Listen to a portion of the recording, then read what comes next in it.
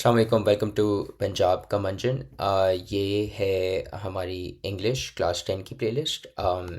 ये new book जो निकली है उसके अंदर हम लोग अगर टेबल ऑफ कंटेंट्स के थ्रू जाएं तो we are going to be going through unit number 1, हज़रत मोहम्मद सल्लल्लाहु social reforms for the rights of women, orphans and slaves.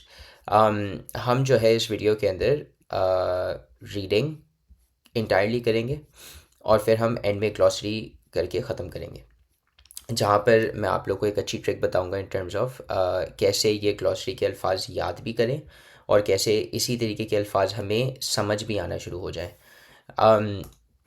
जहाँ तक आती है इस चैप्टर की बात, तो ये लर्निंग आउटकम्स हैं। ये लर्निंग आउटकम्स अलबत्ता अच्छे होते हैं देखना, मगर मेरी सिर्फ छोटी सी तनकीद ये है कि बहुत सारी ऐसी चीज़ें जो कि आपको ऑलरेडी पता होती हैं। मसलन ये कि respond to the text by giving arguments and opinions. Respond to the text का मतलब यही कि आपसे जब सवाल पूछे जाएंगे तो आपको अपनी राय और अपनी दलाइल की बुनियाद पे जो है आपको आंसर्स देने होंगे। ये चीज़ काफ़ी सिंपल है, ये चीज़ हर हर बच्चे को पता होनी चाहिए। तो मैं यही बोलूँगा कि go through the learning outcomes एक बार। हम लोग ऑलरेडी जा रहे होंगे through the course of this lecture. तो अगर हम शुरू करें तो हज़रत मोहम्मद सल्लल्लाहु अलैहि वसल्लम इज़ द लास्ट रसूल of Allah subhanahu wa ta'ala. In the 7th century Arabia, he sallallahu alaihi wasallam transformed a deeply tribal and unjust society into one based on values of justice, compassion and equality. इसका मतलब क्या है? पहले का तो बहुत ही आसान कि हुज़ुर सल्लल्लाहु अलैहि वसल्लम जो हैं वो आखिरी रसूल हैं अल्लाह के। सही हो गया। दूसरा सेंस ये कि सातवीं सदी, हाँ 7th सेंचुरी के अंदर, 7वीं सदी के अंदर अरेबिया में उन्होंने सल्लल्लाहु अलैहि वसल्लम एक डीपली ट्राइबल और अनजस्ट सोसाइटी। डीपली ट्राइबल का मतलब ये होता है एक ऐसी जहाँ पर बहुत ही ज़्यादा कौमियत हो। कौमियत का मतलब ये कि लेट्स से ये एक ट्राइब है, ये एक ग्रुप है आपका ए, दूसरा एक ग्रुप है बी। अब हर बंदा जो ग्रुप बी का होगा वो चाहता है कि वो ए वाले से लड़े, यानी वो कमतर समझेगा ए वाले को। इसे ट्राइबलिज्म कहते हैं कि लोग जो है अपनी ट्राइब्स के अंदर एग्जिस्ट करते हैं और ये ट्राइब्स ही यानी उनकी शनाख्त बन जाती हैं। तो ये एक डीपली ट्राइबल सोसाइटी हुआ करती थी पुराने ज़माने में। यहाँ पर क्या बोल सकते हैं मुझसे, यहाँ पर काफ़ी यूनिटी नहीं थी। यहाँ पर एक एक वो नहीं था कि अच्छा सही है, आप भी मेरे भाई हो, मैं भी आपका भाई हूँ, ये कोई परवाह नहीं है कि आप कहाँ से हो। अगेन डीपली ट्राइबल एक सोसाइटी होती थी। तो डीपली ट्राइबल तो थी, डीपली ट्राइबल का मतलब अभी भी समझाए। और अनजस्ट, अनजस्ट का मतलब वही कि जहाँ पर इंसाफ ना हो। तो हुज़ूर सल्लल्लाहु अलैहि वसल्लम ने एक ऐसी सोसाइटी को ट्रांसफॉर्म किस में किया, बदला किसके अंदर? एक ऐसी सोसाइटी जहाँ पर जस्टिस, कंपैशन और इक्वालिटी हो। जस्टिस तो अभी अभी वही के इंसाफ। कंपैशन का मतलब होता है जहाँ पर एक दूसरे जो हैं वो प्यार करें आपस में, यानी एक एक इज़्ज़त हो एक दूसरे के लिए, एक एक नोइंग हो कि अच्छा चलो सही है, अगर फ़लाने की कोई चीज़ चोरी हो गई है तो मेरा भी फ़र्ज़ बनता है कि मैं उसकी मदद करूँ उस चीज़ को ढूंढने में। तो ये तो हो गया कंपैशन। इक्वालिटी का मतलब वही कि कोई जो है किसी से बेहतर नहीं है, इन इन दैट सेंस के आप और मैं इक्वल है। अगर हम किसी कोर्ट ऑफ लॉ के अंदर जाएंगे, अगर हम किसी अदालत के अंदर जाएंगे तो हम इक्वल्स होंगे। कोई ये नहीं होगा कि अच्छा सही है फ़लाना आदमी जो है वो क्योंकि लेट से वो ज़्यादा गोरा है तो उसकी उसकी ज़्यादा बात मानी जाएगी, और मैं अगर मैं थोड़ा मेरा कम रंग है तो फिर मेरी कम मानी जाएगी। ऐसा नहीं होना चाहिए। तो इस तरीके की सोसाइटी के अंदर हुज़ूर सल्लल्लाहु अलैहि वसल्लम ने ट्रांसफॉर्म किया इस अनजस्ट सोसाइटी को। Among his sallallahu alaihi wasallam, most groundbreaking reforms were those aimed at uplifting the most marginalized and oppressed group of his time, sallallahu alaihi wasallam.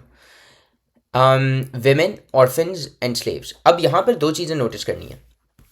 एक तो ये कि among his most groundbreaking reforms का मतलब ये कि जो उनके बहुत सारे रिफॉर्म्स थे, सही है, उन्होंने बहुत सारी चीज़ें बदली थी सल्लल्लाहु अलैहि वसल्लम। उनमें से जो ग्राउंड ब्रेकिंग थी, ग्राउंड ब्रेकिंग का मतलब होता है जिन्होंने ज़मीन हिला दी थी, जो काफ़ी ज़्यादा क्या बोल सकते हैं मुझसे, इम्पॉर्टेंट थी, जो काफ़ी ज़्यादा ज़रूरी थी, वो वाले रिफॉर्म्स थे जो कि क्या, जो कि एम्ड एट का मतलब होता है जिनका निशाना, यानी मैं फॉर एग्जांपल आप लोगों को अभी लेक्चर दे रहा हूँ, मेरा एम क्या है कि मैं आप लोगों को पढ़ाऊँ, मेरा निशाना ये है बात करने का कि मैं आप लोगों को पढ़ाऊँ। वैसे ही इन रिफॉर्म्स का निशाना ये था कि वो अपलिफ्ट करें। अपलिफ्ट का मतलब होता है उठाना। कोई एक आदमी जो है या कोई भी एक इंसान जो कि एक छोटी निचली तह पर हो और उसे उठाना, उसे अपलिफ्टिंग कहते हैं। अपलिफ्टिंग किसको? The most marginalised. मार्जिनलाइज्ड का मतलब तुम लोग समझ लो जो कि हटा दिए जाएं सोसाइटी से। मसलन एक पेज नहीं होता, एक पेज होता है और उसके हम क्या बोलते हैं? मार्जिन्स होते हैं। मार्जिन्स कहते हैं हम जो आउटर बॉर्डर जो होता है ना, उसे हम मार्जिन्स कहते हैं। तो सोसाइटी के अंदर भी बहुत सारे ऐसे लोग होते हैं जो कि मेन, यानी वो सेंटर ऑफ अटेंशन होते हैं, वो बीच में होते हैं। और कुछ बेचारे लोग होते हैं जो कि हटा दिए जाते हैं, मार्जिन्स के अंदर होते हैं। वो उन्हें मार्जिनलाइज्ड कहते हैं, जो जिनको मार्जिन्स तक फेंक दिया हो आपने। ये किस तरीके के लोग होते हैं? ये वो आप समझ लें वही कि गरीब हो गए, ये ऐसे लोग हो गए जिनको कमतर समझा जाता है वगैरह वगैरह। तो इनके रिफॉर्म्स एम थे एट दीज मार्जिनलाइज्ड इंडिविजुअल्स। और क्या जी? और ऑप्रेस्ड। ऑप्रेस्ड का मतलब वही जिनके साथ ज़्यादती हो रही हो। ऑप्रेस्ड, मगर क्या? ऑप्रेस्ड ग्रुप्स, मतलब कि जो ग्रुप्स थे ऑफ इस टाइम। अब देखो यहाँ पर दूसरी चीज़ आती है जो कि मैं आपको चारों नोटिस करूँ। एक आ गया सेंटेंस, उसके बाद आ गया एक कोलन, उसके बाद आ गया बकिया सेंटेंस। अब ये देखो यहाँ पर भी यही हो रहा है। मैं ब्लू से हाईलाइट करता हूँ ताकि वो वाले रीजन ज़रा समझ आ जाएं। Among his most groundbreaking reforms were those aimed at uplifting the marginalized और oppressed groups of his time। Green के अंदर हाईलाइट हो गया क्योंकि येलो और ब्लू मिक्स हो गया। मगर ये कि अब ये क्या बोल रहा है कि यार उनके जो ग्राउंड ब्रेकिंग रिफॉर्म्स थे ना, उन्होंने उन ऑप्रेस्ड ग्रुप्स को उठाया था। किन ऑप्रेस्ड ग्रुप्स को उठाया था? कोलन आता है। कोलन का मतलब होता है ये, अब मैं आगे बताने जा रहा हूँ। और वो क्या ग्रुप्स थे? Women, orphans and slaves. ख़वातीन, यतीम बच्चे और जो ग़ुलाम हुआ करते थे उस वक्त। ये जो हैं, ये स्ट्रक्चर जो है ना, सेंटेंस स्ट्रक्चर काफ़ी मैं बोलूँगा आप लोग काफ़ी ज़्यादा देखोगे तो इसको समझ लो कि यहाँ पर होती है एक डिस्क्रिप्शन, चीज़ डिस्क्राइब हो रही होगी, और फिर यहां पर होगी थिंग्स दैट आर डिस्क्राइब्ड,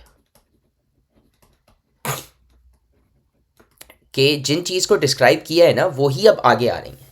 तो ये तो पहले पैराग्राफ के अंदर हमने ये सीख लिया। खैर, his teachings to reform the society are embedded in the Quran and his practices सुन्ना which continue to influence millions across the globe सल्लम। इसका ये मतलब कि हुज़ुर सल्लम की जो टीचिंग्स थी, यानी कि जो उन्होंने सिखाया, जो जिससे मुआशरा जो है वो तब्दील होगा। टू रिफॉर्म द सोसाइटी लिखा हुआ है ना, टू रिफॉर्म द सोसाइटी, जिससे मुआशरा तब्दील होगा, वो एम्बेड की गई हैं कुरान के अंदर। एम्बेड का मतलब होता है चिपका दी गई हैं, जो कि मौजूद हैं किसी चीज़ के अंदर। तो वो किस चीज़ के अंदर मौजूद है? कुरान के अंदर है। क्या चीज़? उनकी टीचिंग्स सल्लल्लाहु अलैहि वसल्लम। एंड हिज प्रैक्टिसेस सुन्ना, मतलब कि हुज़ूर सल्लल्लाहु अलैहि वसल्लम ने जो चीज़ें की थी, जैसे मसलन बहुत सारी ऐसी चीज़ें जो कि सुन्नत हैं, मसलन मिसवाक हो गई, ये प्रैक्टिसेस थी इनकी। क्या जी? And his practices which continue to influence millions across the globe. अच्छा जी, आपने कॉन्सेप्ट तो पूरा पढ़ लिया, लेकिन भाई प्रैक्टिस कहाँ से करोगे? तो इस प्रैक्टिस के मसले को हल करने के लिए पंजाब का मंजर आप सब लोगों के लिए लेके आ रहा है बिल्कुल एग्जाम डिक्टो copy related practice grand test. इसके अंदर फिजिक्स के, केमिस्ट्री के आपके सारे के सारे चैप्टर वाइज हैं। अगर आपको एक्सेस करना है, अभी डिस्क्रिप्शन में जाओ और अटेंड करो। जो सीखा है उसको अप्लाई करो, तभी तो मार्क्स आएंगे। ठीक है। इसके अलावा अगर आपको नोट्स चाहिए, आपने कहा लेक्चर तो बहुत बड़ा है, हमें पेपर की तैयारी करनी है, तो उसके लिए अगर आपको नोट्स चाहिए, आप हमारे नोट्स बिल्कुल ये हाई क्वालिटी वाले प्रीमियम ले सकते हैं, इस्तेमाल कर सकते हैं। अगर ये आपको बिल्कुल फ्री में चाहिए, अभी डिस्क्रिप्शन में जाओ, तुम्हें व्हाट्सएप ग्रुप की लिंक बना, तुम्हें हमारे व्हाट्सएप चैनल की लिंक बने, या तुम हमारे इस नंबर पे तुम्हें नजर आ रहा है, यहाँ पे नीचे ऊपर नंबर है, इस पे जाके मैसेज करो, उसमें हमें नोट्स हैं, हम आपको ग्रुप में ऐड कर देंगे, और वहाँ पे सारे के सारे ऐसे हाई क्वालिटी प्रीमियम नोट्स का आपको मिलेगा एक्सेस, आपके chapter 1, chapter 2, physics, bio chemistry में तमाम सभी। ठीक है। इसके अलावा हमारे प्यारे बच्चे कहते हैं सर, हमें अभी भी तैयारी नहीं हो रही है, हमें समझ नहीं आ रहा हम कैसे पेपर मिला है। तो जी, पंजाब का मंजन आपके लिए तमाम सब्जेक्ट्स की तैयारी करवाने के लिए पूरे के पूरे 5 सब्जेक्ट लेके आ चुका है पूरी 1 साल की बैच सिर्फ और सिर्फ पूरे साल के 15,000 रुपए में। इस बैच के अंदर खास बात पता है क्या है? हम यहाँ पर राइटिंग मेथड सेशन करते हैं, जो कि एग्जाम राइटिंग मेथड सेशन है। अगर आपको लिखना नहीं आता, आपको लिखना सिखाएंगे। एग्जामिनर आपके चाचू का बेटा तो है नहीं, आपको फ्री में मार्क्स देके चला जाए। तो हर सवाल को करने की टिप्स एंड ट्रिक्स होती है, स्टाइल होता है, पैटर्न होता है। तो हमारी टीम आपको चैप्टर टेस्ट, वो तमाम की तमाम टिप्स एंड ट्रिक्स से कैसे चीज़ों को लिखें, पेपर की प्रेजेंटेशन कैसे हो, उसकी तैयारी, उसके अलावा 24/7 टीचर सपोर्ट, कोई भी किसी वक्त डाउट हो वो करो। और तुम्हें कहीं बाहर जाने का सर ही नहीं मारना। क्यों? क्योंकि एक हाई क्वालिटी प्रीमियम क्लासेस आपको घर बैठे ऑनलाइन मिल रही है। तो जी क्यों इन लोकल एकेडमियों में धक्का खाना है? तो ये हमारी टीम आपको सर्व कर रही है। um, इसका क्या मतलब कि इनकी जो टीचिंग्स थी ना वो एम्बेड कहाँ पर हुई हैं? दो जगहों पे एम्बेड हुई हैं। एक जगह पे हुई हैं, are embedded in the Quran and his practices and his sunnah, मतलब कि उनकी जो टीचिंग्स थी उनकी प्रैक्टिसेस में एम्बेड हैं, वो सुन्ना कहते हैं उसे। Which continue to influence millions across the globe का मतलब यही कि, और उनकी जो ये जो प्रैक्टिसेस हैं ये इन्फ्लुएंस कर रही हैं, यानी ये मुतासर कर रही हैं बहुत सारे मिलियंस ऑफ लोगों को। मिलियंस जो है वो यानी 6 zeros जिस के पीछे होते हैं, तो मिलियंस अक्रॉस द ग्लोब, पूरी दुनिया में। अच्छा जी, before the advent of Islam, Arabian society was marked by a strong tribal structure, patriarchal norms, and social inequality. इस्लाम के आने से पहले, एडवेंट का मतलब होता है आना या किसी चीज़ का शुरू होना। Arabian society was marked by a strong tribal structure, वही चीज़ कि अरब की जो जो मुआशरा था वो उसके अंदर काफ़ी ये मौजूद था। क्या चीज़? यही ट्राइबलिज्म जो अभी मैंने समझाया था कि आप तो इस कबीले के हो, मैं तो इस कबीले का हूँ, आप अपने कबीले के पास जाओ, मैं अपने कबीले के पास जा रहा हूँ, हम एक दूसरे के दोस्त नहीं हो रहे इतने। और ये मसाइल जो है फिर ये 10 और जगहों पर भी आते थे, मसलन प्रॉपर्टी के मसलों में भी ये चीज़ें पेचीदा बन जाती थी। खैर, Arabian society was marked by strong tribal structure, वही कि अरब की सोसाइटी के अंदर ये ट्राइबलिज्म, ये जो कबीला सिस्टम जो था ये काफ़ी ज़्यादा था। और पेट्रियार्कल नॉर्म्स, पेट्रियार्कल नॉर्म्स का मतलब ये होता है जहाँ पर मर्द के पास ही सारे हक हों और औरत के पास बिल्कुल भी ना हो। इनको हम कहते हैं, इसे हम कहते हैं पेट्रियार्की। पेट्रियार्की एक ऐसा सिस्टम होता है, एक ऐसा मुआशरा होता है जहाँ पर मर्दों के पास ही सारे हुकूक हो रहे होते हैं और ख़वातीन के पास कुछ भी नहीं होता। मसलन ये कि उनके दौर में, अभी हम देखेंगे आगे देखेंगे कि इसकी क्या मिसाल है, मगर ये लफ्ज़ को सीख लो पेट्रियार्की, क्योंकि ये बोल्ड भी है।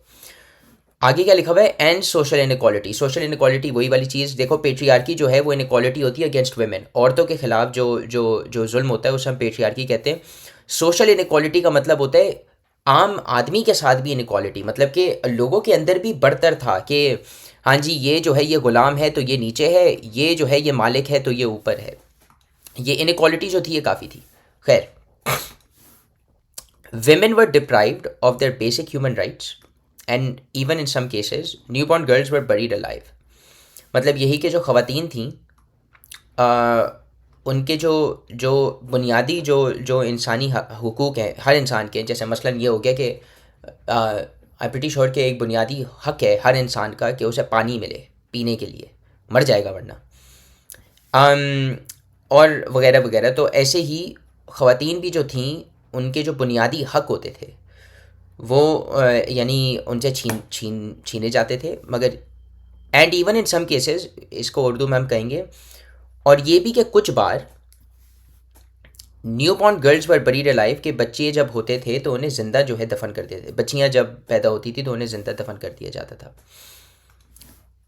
Orphans were subject to exploitation and often left without care और प्रोटेक्शन। यही के जो यतीम बच्चे थे वो हमेशा, यानी वो जो थे वो, एक्सप्लॉयटेशन का मतलब होता है किसी चीज़ को इस्तेमाल करना। और अब आप बोलोगे कि हमज़ा भाई किसी चीज़ को इस्तेमाल करना तो हमेशा बुरा नहीं होता। वही वाली बात है कि एक्सप्लॉयटेशन होता है किसी चीज़ को यूज़ करना या इस्तेमाल करना, और इसकी जो टोन होती है ना, जो कॉनोटेशन होती है, इसकी नेगेटिव होती है, यूजुअली नेगेटिव। मतलब कि आपने जो है अपने अब्बा को सिर्फ उनके पैसे के लिए एक्सप्लॉइट किया, आपने अपने अब्बू को सिर्फ और सिर्फ उनके पैसों के लिए इस्तेमाल किया मसलन। ये एक्सप्लॉयटेशन का एक इस्तेमाल है। अच्छा जी। And often left without care और प्रोटेक्शन, मतलब कि यतीमों को एक्सप्लॉइट तो किया जाता था। मसलन बहुत बार ऐसा होता था कि यतीमों की जो प्रॉपर्टी है वो छीन ली जाती थी। उनका कोई वो नहीं है, उनके कोई माँ बाप नहीं है, तो कौन उनकी यानी रखवाली करेगा। तो orphans were subject to exploitation and often left without care और प्रोटेक्शन, मतलब यही कि और कई बार बगैर किसी केयर के, बगैर कोई उनके लुक आफ्टर करने के लिए और बगैर कोई प्रोटेक्शन, बगैर कोई रखवाली करने के लिए उनके ऑर्फन्स के साथ ये किया जाता था। तो इस चीज़ को क्या बोलते हैं, वर सब्जेक्ट टू। यानी अगर मैं बोलूँ कि आपके साथ ये हो रहा है तो you were subject to X Y और Z. Slavery was widespread and slaves were considered subhuman with no rights or legal recognition. मतलब यही कि ग़ुलामी जो थी वो वाइड स्प्रेड थी। वाइड स्प्रेड हम किस चीज़ को कहते हैं, जो चीज़ आम फैल गई हो, उस चीज़ को हम कहते हैं क्या, वाइड स्प्रेड। जो चीज़ आम हो गई हो। एंड स्लेव्स वर कंसिडर्ड सब ह्यूमन। सब ह्यूमन एक अच्छा अल्फाज है जो कि सीखना चाहिए। सब ह्यूमन का मतलब होता है वो इंसान जो कि मुकम्मल ना हो। यानी एक इंसान है जिसको आप पूरा समझ रहे हो, सही है, इस इंसान के पास राइट्स हैं, मतलब कि हक हैं इस बंदे के पास, इस बंदे के पास इसकी इसकी वांट्स हैं, यानी कि इसकी कोई चाहते हैं, इस बंदे के पास इसकी कोई नीड्स हैं। सब ह्यूमन एक ऐसा आदमी होता है जिसको आप कंसिडर करते हो, यानी कि अच्छा यार अब्दुल जो है ना वो मुझे सब ह्यूमन कंसिडर करता है। इसका मतलब क्या है, अब्दुल जो है ना ये नहीं समझता कि मेरे पास ये तीनों की तीनों चीज़ें हैं। अब्दुल समझता है कि सिर्फ और सिर्फ मेरे पास कोई राइट्स नहीं है, मेरे पास सिर्फ मसलन सिर्फ नीड्स हैं, वो मुझे मुझे मुझे ह्यूमन की तरह वो ट्रीट ही नहीं कर रहा। इसे सब ह्यूमन कहते हैं कि you are treating me like a subhuman. आप मुझे पूरा इंसान नहीं समझ रहे, आप मुझे जानवर समझ रहे हो भी। एक उर्दू में इस्तिलाहत हो सकती है इस चीज़ की। अच्छा जी। विद नो राइट्स और लीगल रिकग्निशन का मतलब क्या, कि वही कि कोई हक नहीं है और ना लीगल रिकग्निशन। देखो लीगल रिकग्निशन का मतलब ये होता है कि अगर कोर्ट ऑफ लॉ के अंदर, अगर कोर्ट के अंदर आप जाते हो, मुकदमा होता है आपके खिलाफ, तो आपको आपकी बात को पहुंचाने के लिए या कोर्ट के सामने बहस करने के लिए आपके पास एक लॉयर करार दिया जाता है। हर हर इंसान के पास होता है कि गवर्नमेंट अपॉइंटेड लॉयर मिल जाएगा उसे। वो गवर्नमेंट लॉयर जो है वो उसकी लीगल रिकग्निशन कि आप मुझे मुझे रिप्रेजेंट कर रहे हो, आप मेरी बात जो है, हक की बात मेरी लेकर जा रहे हो कोर्ट के अंदर। स्लेव्स, गुलामों के पास ये नहीं होता था, सही है। इन दिस एनवायरनमेंट हज़रत मोहम्मद सल्लल्लाहु अलैहि वसल्लम introduced sweeping reforms based on the principles of human dignity, justice and mercy. इस मुआशरे के अंदर, इस एनवायरनमेंट के अंदर, सही है, हज़रत मोहम्मद सल्लल्लाहु अलैहि वसल्लम ने स्वीपिंग रिफॉर्म्स का मतलब क्या है। देखो हमेशा जो है ना, कई बार ऐसा होता है कि अगर आप सिर्फ और सिर्फ एक अल्फाज को ले लो ना और फिर उसकी सेंस बनाने की कोशिश करो तो ऑटोमेटिकली दिमाग बना देता है। मसलन ये स्वीपिंग, अब स्वीपिंग अगर देखा जाए तो इसे कहते हैं झाड़ू लगाने का, झाड़ू लगाने को स्वीपिंग कहते हैं। स्वीपिंग रिफॉर्म्स का मतलब क्या होता है, रिफॉर्म्स का मतलब क्या होता है, रिफॉर्म्स का मतलब होता है एक न्यू चीज़ लाना या न्यू चीज़ को इंट्रोड्यूस करना, सही है। तो इन्हें कहते हैं रिफॉर्म्स। स्वीपिंग का मतलब ये होता है कि साफ़ करना। तो मतलब यही आ रहा है कि हज़रत मोहम्मद सल्लल्लाहु अलैहि वसल्लम ने सफाई की, यानी इन गंद या इन आलूदगी जो जो सोसाइटी में थी अपने रिफॉर्म्स की बुनियाद से, जो उनके जो रिफॉर्म्स थे, अभी वो भी आएंगे आगे। उनके रिफॉर्म्स किन चीज़ों के ऊपर मबनी थे, बेस थे। प्रिंसिपल्स ऑफ ह्यूमन डिग्निटी, मतलब वही कि हर इंसान जो है उसके पास एक इज़्ज़त है, एक डिग्निटी है। वही कि हर इंसान के पास एक बुनियादी इज़्ज़त है, उसको आप कुछ नहीं कर सकते, इज़्ज़त देनी पड़ेगी। जस्टिस मतलब उसे इंसाफ भी देना है, और मर्सी मतलब कि यानी बेतुकी जो है ना, एक जुल्म नहीं करना किसी इंसान के ऊपर। मर्सी यानी कि आप काइंड हो, आप अच्छे हो उस इंसान के साथ। Hazrat Muhammad's sallam teachings fundamentally altered the status of women in Arabian society. He emphasized the spiritual and moral equality of men and women as stated in the Quran. से पहले ख़त्म कर लेते हैं। हज़रत मोहम्मद सल्लल्लाहु अलैहि वसल्लम ने जो पढ़ाई हुई टीचिंग्स थी, जो कि उन्होंने सिखाई यानी लोगों को, उन्होंने फंडामेंटली ऑल्टर कर दिया। फंडामेंटली ऑल्टर का मतलब होता है, फंडामेंटल का मतलब होता है बुनियादी तौर पर, ऑल्टर का मतलब होता है बदलना, सही है। तो फंडामेंटल का मतलब आप कह लो बुनियादी, मैं रोमन उर्दू में लिखूँगा बुनियादी, और ऑल्टर का मतलब होता है बदलना या बदलना, हाँ। हाँ, the status of women in Arabian society, कि क्या चीज़ को बुनियादी तौर पे बदला, जो स्टेटस होता है, यानी जो जो औरतों की जो इज़्ज़त होती है अरबी मुआशरे के अंदर। हुज़ूर सल्लल्लाहु अलैहि वसल्लम ने एम्फेसाइज़ का मतलब क्या है, यानी एक चीज़ के ऊपर आप तवज्जो बुलाते हो, तो इस चीज़ के ऊपर ज़्यादा तवज्जो दिलाई क्या जी। The spiritual and moral equality of men and women. Spiritual का मतलब होता है जो आपकी, यानी खुदा के साथ जो डीलिंग्स होती हैं उन्हें स्पिरिचुअल कहते हैं। वो आपकी मजहबी जो है एक एक डीलिंग्स हैं खुदा के साथ। मोरल का मतलब ये होता है जो आपकी सेंस है राइट और रॉन्ग की। तो हुज़ूर सल्लल्लाहु अलैहि वसल्लम ने क्या किया, हुज़ूर सल्लल्लाहु अलैहि वसल्लम ने तवज्जो फरमाई किस चीज़ पर, मजहबी तौर पर और अच्छाई और बुराई के तौर पर एक एक सी चीज़ें होना मर्द और औरत के लिए। मसलन ये है कि ऐसा बिल्कुल भी नहीं है कि मर्द जो है ना वो हर बार बेहतर होता है औरत से, या हर बार ज़्यादा सही होता है खुदा की आंखों में औरत से। नहीं, मर्द और औरत खुदा की आंखों में इस तौर में कि मजहबी तौर पे या हक की बात पे, सही या गलत की बात पे इक्वल होते हैं, as stated in the Quran. Quran के अंदर जैसा लिखा हुआ है। अच्छा जी। ओ ह्यूमन काइंड, ए इंसानों, surely we have created you from a single pair of male and female. हमने तुम्हें बनाया है एक एक पेयर से, मर्द और औरत के। And made you into tribes and families so that you may know one another.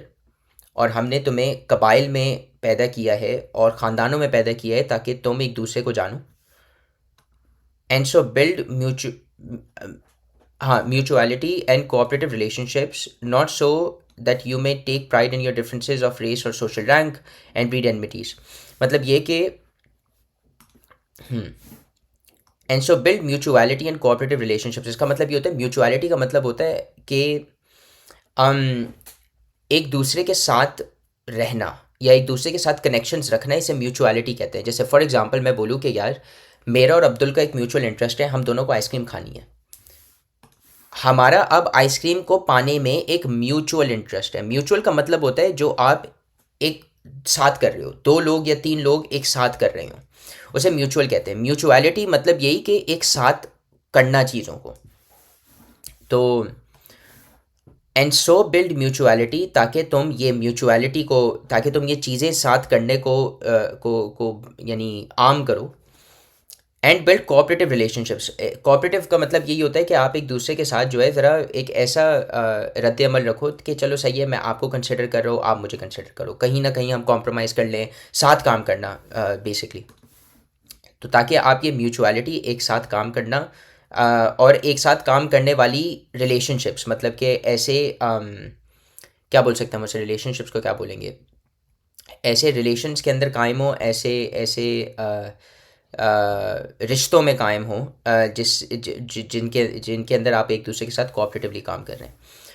Not so that you may take pride in your differences, इसलिए नहीं ताकि तुम जो हो अपने फ़र्क, कि मैं फॉर एग्जांपल ज़्यादा बड़ा हूँ और वो ज़्यादा छोटा है, इन चीज़ों के अंदर तुम गुरूर पालो। Not so this happens of race or social rank. यही कि बहुत सारे फ़र्क होते थे ना, कि अच्छा सही है कि एक फ़लाना आदमी जो है वो अरब है, दूसरा फ़लाना आदमी अरब नहीं है, या फ़लाना आदमी जो है वो मालिक है, दूसरा आदमी जो है वो ग़ुलाम है। तो खुदा ये कह रहा है कि हमने तुम्हें कबाइल में, हमने तुम्हें फैमिलीज़ के अंदर पैदा किया इसलिए ताकि तुम एक दूसरे के साथ काम करो, इसलिए नहीं ताकि तुम ये जो फ़र्क है तुम्हारे बीच में, इनकी बुनियाद पे गुरूर पाओ एंड ब्रीड एनमिटीज़, और दुश्मनियाँ पैदा करो। Surely the noblest most honourable of you in God's sight. यकीनन जो तुम में से सबसे ज़्यादा इज़्ज़तदार है जो खुदा की नज़र में, is the one best in पाइटी richness and reverence of God. वो है जो कि सबसे ज़्यादा अच्छा है खुदा की इताअत में। पाइटी का मतलब होता है किसी भी चीज़ को ज़्यादा रुतबे में रखना, तो इधर खुदा को सबसे ज़्यादा बड़े रुतबे में रखना। राइचसनेस का मतलब यही कि आप सही चीज़ें करते हो, और रेवरेंस का मतलब होता है वही कि आप किसी किसी चीज़ की बेहद इज्जत, उसे रेवरेंस कहते हैं फॉर गॉड। जो भी ये तीन चीज़ें करेगा वो चीज़ जो है खुदा की नज़र में उस इंसान को सबसे ज़्यादा अच्छा बनाएगी खुदा की नज़र में। Surely God is all knowing and all aware, कि यकीनन खुदा जो है वो हर चीज़ को जानता है और हर चीज़ का वाकिफ़ है। ऑल नोइंग का मतलब हर चीज़ को जानना, ऑल अवेयर का मतलब हर चीज़ को का वाकिफ़ होना। तो अल्लाह सुब्हानहू व तआला। अच्छा जी, ही granted women legal rights which were unheard of in many societies at that time. हुज़ूर अकरम सल्लल्लाहु अलैहि वसल्लम ने जो है औरतों को ऐसे जो है वो लीगल राइट्स, हम क्या बोलेंगे, कानूनी हकाइक दिए, हक दिए, जो कि जिनके बारे में सुना भी नहीं गया था many societies of the time, जो कि अतराफ़ की जो भी सोसाइटीज़ थी, बहुत सारे ऐसे जो मुआशरे थे उनमें तो इतने हक थे ही नहीं औरतों के। वही के लीगल राइट्स का मतलब यही कि कानूनी हक, विच वर अनहर्ड ऑफ। ये एक अच्छा एक फ्रेज़ है जो कि आप लोग यूज़ कर सकते हो, क्या जी, कि इस चीज़ के बारे में तो सुना पता ही नहीं था बहुत सारे मुआशरों को। इसे हम कहते हैं विच वर अनहर्ड ऑफ या which was unheard of in many societies at that time. क्या जी, under Islamic law women were given the basic rights to, के अब आ रहे वही के under Islamic law women were given the basic rights to, के इस्लाम के कानून के अंदर women को क्या क्या हमने बेसिक हकाइक क्या मिले थे। अच्छा, वापस देखो ज़रा, ये वापस आ रहा है। मैंने क्या बोला था कि ये वाला जो स्ट्रक्चर है कि पहले जो है आप डिस्क्रिप्शन होगी और उसके बाद जो चीज़ डिस्क्राइब की गई है वो आएगी कोलन के बाद। ये जो दो डॉट्स होते हैं इन्हें कोलन कहते हैं। अच्छा जी, वापस देखो ना, यहाँ पर भी यही चीज़ आ गई कि under Islamic law women were given the basic rights too, और उसके बाद कोलन आया। अब हम पता चलेगा कि कौन से वो राइट्स मिले थे। अच्छा जी, own and inherit property, Quran mandated the rights of own and inherit property. The Quran mandated the rights for inheritance of inheritance for women, as for the male heirs is a share out of what parents and near kindred leave behind, and for the female heirs is a share of what parents and near kindred leave behind, whether it is the inheritance be little or much, a share ordained by God. Whether it be little or much, a share ordained by God. हाँ, इसका क्या मतलब है कि पहला जो हक दिया गया था जो कि बुनियादी या इंसानी हक है, वो ये है कि आप प्रॉपर्टी को ओन कर सको, और आपको मिल सके प्रॉपर्टी अगर आपके माँ या बाप या करीबी रिश्तेदार जो हैं वो मर जाएं, तो उनकी प्रॉपर्टी आपको मिले, इसे इनहेरिटेंस कहते हैं। तो ये पहला हक था। The Quran mandated rights of inheritance for women, as के कुरान ने जो है वो इस्टेब्लिश कर दिया, वो चीज़ जो है मुश्तमिल कर दी, क्या जी, ये हक औरतों के लिए। कैसे? एज मर्दों के जो मर्द हैं, जो एयर हम उसे कहते हैं जिसको प्रॉपर्टी मिली है, यानी जैसे फॉर एग्जांपल पेरेंट है, अब वो पेरेंट वफात कर गया, तो अब पेरेंट की जो प्रॉपर्टी है वो कहाँ पर जाएगी? एयर के पास जाएगी, एयर इसे कहते हैं। सही है। तो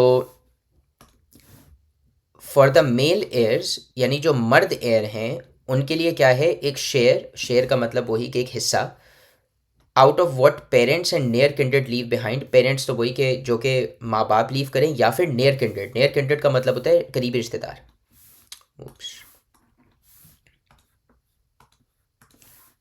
करीबी रिश्तेदार लीव बिहाइंड।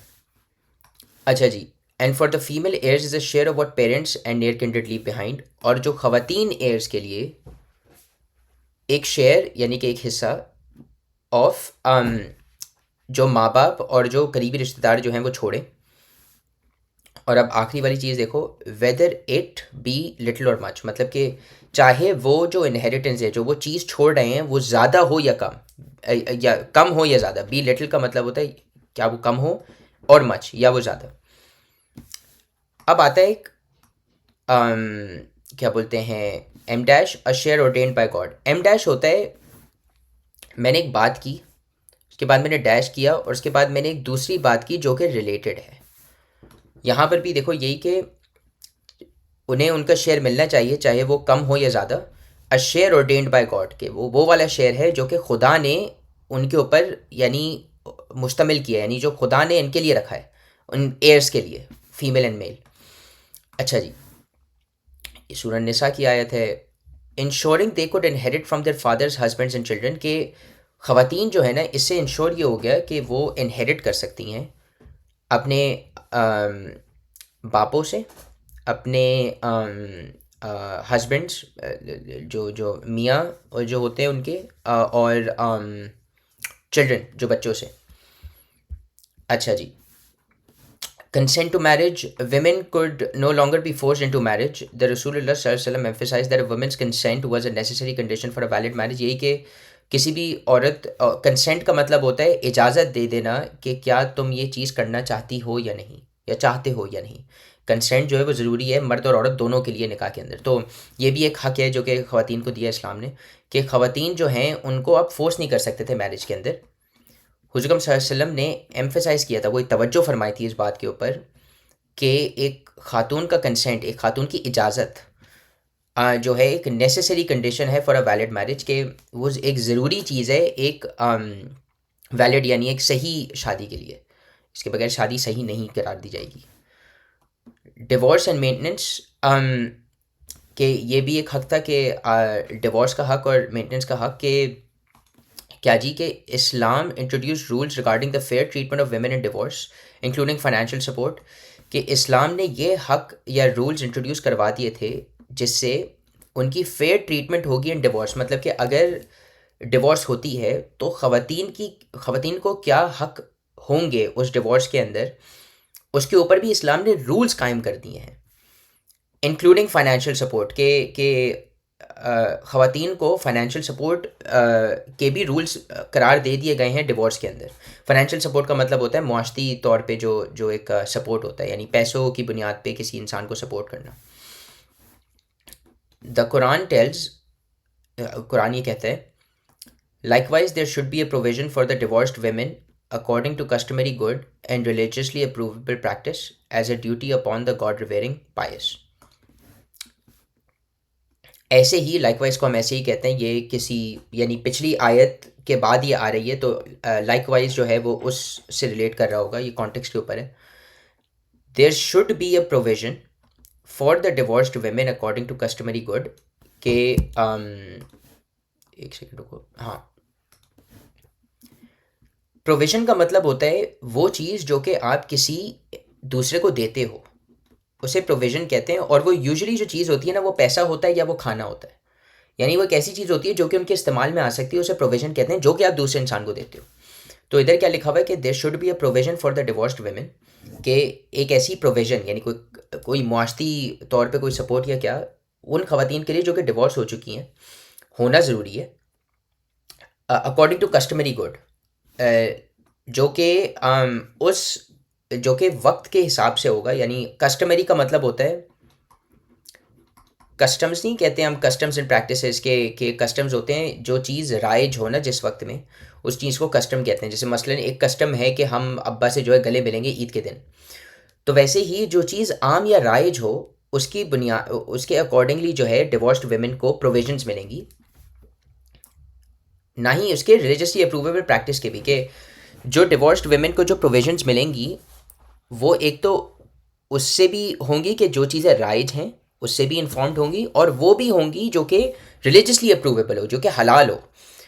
तो खुलासा यही कि अकॉर्डिंग टू कस्टमरी गुड का यही मतलब कि जो चीज़ आम राइज तौर पर जो है, जो चीज़ आम हो कि हाँ भाई चलो सही है, खातून को जो है 500 रुपये चाहिए मसलन हर दिन जीने के लिए, तो 500 रुपये मिलेंगे हर दिन, ये कस्टमरी गुड है। एंड रिलीजियसली अप्रूवेबल प्रैक्टिस मतलब कि और ये चीज़ हलाल भी हो, जो रिलीजन ने अप्रूव कर दी हो। As a duty upon the god revering और पायस, यही कि ये ड्यूटी है उनके लिए जो कि खुदा को इज़्ज़त, जो खुदा को ऊपर समझते हैं अपने, जो खुदा के पायस हैं। पायस का वही मतलब पहले भी समझाते थे, जो कि खुदा की बात मानते हैं। एजुकेशन एंड नॉलेज की भी एक हक दे दिया था ख़वातीन को, कि रसूलुल्लाह सल्लल्लाहु अलैहि वसल्लम encourage the pursuit of knowledge for both men and women. He सल्लल्लाहु अलैहि वसल्लम said seeking knowledge is obligatory upon every Muslim, यही कि जो पढ़ाई है उसका भी हक ख़वातीन को पहले नहीं था। अब जो है हुज़ूर सल्लल्लाहु अलैहि वसल्लम ने इस्लाम के एडवेंट के साथ ये इनकरेज का मतलब वही तवज्जो फरमाई कि जो खोज है नॉलेज की, पढ़ाई मसलन, वो दोनों मर्द और औरत के लिए जो है वो इनकरेज्ड है, वो चीज़, उस चीज़ का काफ़ी तवज्जो फरमाई गई है कि दोनों करें। हुज़ूर सल्लल्लाहु अलैहि वसल्लम ने ये कहा कि फ़र्ज़ है हर मुसलमान के ऊपर कि वो नॉलेज हासिल करे। Hazrat Muhammad Sallallahu Alaihi Wasallam also redefined the role of women and family in society. His matrimonial life served as an example of mutual respect and partnership. हुज़ुर सल्लल्लाहु अलैहि वसल्लम ने रीडिफाइन का मतलब होता है किसी चीज़ को, एक डिफाइंड होती है कोई चीज़, उसको रीडिफाइन मतलब कि उस वक्त का जो जो दौर था, जिसके जो विमेन की जो जो पोजीशन उस वक्त थी, वो अब रीडिफाइन कर दी हुज़ुर सल्लल्लाहु अलैहि वसल्लम ने। ख़वातीन की पोजीशन कहाँ पर, फैमिली एंड सोसाइटी, ख़ानदानों में भी और मुआशरे के अंदर भी। उनकी मैट्रिमोनियल लाइफ कहते हैं शादीशुदा ज़िंदगी को। मैट्रिमोनियल जो है वो शादी से रिलेटेड होता है। वही जैसे फॉर एग्जांपल बहुत सारे मैट्रिमोनियल सेंटर्स नहीं होते कि अगर आपकी शादी नहीं हो रही आप यहाँ पर जाएं रिश्ता ढूंढने। तो मैट्रिमोनियल जो है वो टू रिलेटिंग टू मैरिज होता है। अच्छा जी, उनकी जो ये वाली ज़िंदगी थी, it served as an example, मतलब कि इसने काफ़ी एक अच्छी मिसाल बनी म्यूचुअल रिस्पेक्ट एंड पार्टनरशिप की। वही म्यूचुअल वाला अल्फाज वापस आ गया कि म्यूचुअल मतलब कि एक दूसरे की इज्जत, रिस्पेक्ट और पार्टनरशिप, एक दूसरे के साथ काम करना। उनकी मैट्रिमोनियल लाइफ जो है वो उसकी एक अच्छी एग्जांपल थी सल्लल्लाहु अलैहि वसल्लम। He involved women in public matters, allowing them to voice their opinions, participate in treaties and even serve and combat when necessary। कि हुज़ूर सल्लल्लाहु अलैहि वसल्लम ने इजाज़त दी ख़वातीन को, या इन्वॉल्व किया, यानी कि ख़ुद लाया ख़वातीन को पब्लिक मैटर्स के अंदर, वो वाले मैटर्स जो कि यानी पब्लिक के अंदर हैं। Allowing them to voice their opinions, कि उन्होंने अपनी जो राय है वो उसका इजहार किया। ट्रीटीज़ के अंदर पार्टिसिपेट किया, वो जो ट्रीटीज़ होती हैं कौमों के बीच में कि अच्छा सही है आप ये नहीं करोगे मैं ये नहीं करूँगा, उन ट्रीटीज़ के अंदर भी ख़वातीन की पार्टिसिपेशन हुई। और and even serve in combat when necessary, और जो है लड़ाई के अंदर भी शामिल हुआ जब ख़वातीन शामिल हुई जब ज़रूरी था। अच्छा जी, orphans were very helpless in the time before Islam. जो यतीम जो थे उनकी कोई मदद नहीं थी इस्लाम से पहले। हज़रत मोहम्मद सल्लल्लाहु अलैहि वसल्लम said that those who care for orphans will be close to him in paradise. हुज़ूर ने यही कहा कि जो यतीमों की मदद करेगा वो हुज़ूर सल्लल्लाहु अलैहि वसल्लम के करीब होगा जन्नत में। Through his teachings and actions he encourage people to treat orphans with love, respect and kindness. हुज़ूर सल्लल्लाहु अलैहि वसल्लम की जो टीचिंग्स, वही जो चीज़ें उन्होंने सिखाई थी और उनके जो एक्शंस थे, जो चीज़ें उन्होंने की थी, उन सब में इनकरेजमेंट मिली लोगों को कि यही बोला गया लोगों से कि आप यतीमों को जो है प्यार, इज़्ज़त और काइंडनेस, मतलब कि प्यार का ही एक दूसरा अल्फाज है, उससे ट्रीट करें। The Quran tells people again and again to be kind and fair to orphans. के कुरान ने जो है वापस अगेन एंड अगेन बार बार कहा है कि काइंड यानी प्यार से और इंसाफ से यतीमों की जो है वो ट्रीटमेंट करें। They give food, however great be their need for it, with pleasure to the destitute, to the orphan, and to the captive। के they जो है अगेन ये पीछे भी कोई आयत होंगी और दे उधर से आ रहा है कि जो अच्छे जो लोग हैं, जो खुदा की नज़र में जो अच्छे लोग हैं, दे गिव फूड, वो खाना देते हैं। However great be their need for it, चाहे जितना भी वो खुद खाना चाहते हों वो दूसरों को खाना देते हैं। विथ प्लेजर का मतलब कि खुश होकर खाना देते हैं दूसरों को। टू द डेस्टिट्यूट, जो कि डेस्टिट्यूट कहते हैं उसको जो कि खोया हुआ हो, जिसका कोई ना हो। एंड टू द ऑर्फन, जो कि यतीम हो। एंड टू द कैप्टिव, जो कि मुस्लिम हो, जो कि कैप्टिव्स हम उन्हें कहते हैं जिनको उनकी बगैर परमिशन के रख दिया गया हो, मतलब किडनैप कह लो या गुलामी में कह लो। हज़रत मोहम्मद सल्लल्लाहु अलैहि वसल्लम establish strong ethical and legal frameworks for the protection of orphans. सही है, वापस यही देखो description and then things that are described, colon आ गया यहाँ पर वापस। गार्डियनशिप विद अकाउंटेबिलिटी, एक सेकेंड, हाँ। Those who took charge of orphan children were held accountable for their treatment and the use of their wealth। के हुज़ूर सल्लल्लाहु अलैहि वसल्लम ने strong ethical and legal frameworks, ethical का मतलब होता है to do with what is right और रॉन्ग। मतलब कि अगर मैं आपसे बोलूँ कि Abdul is very ethical in his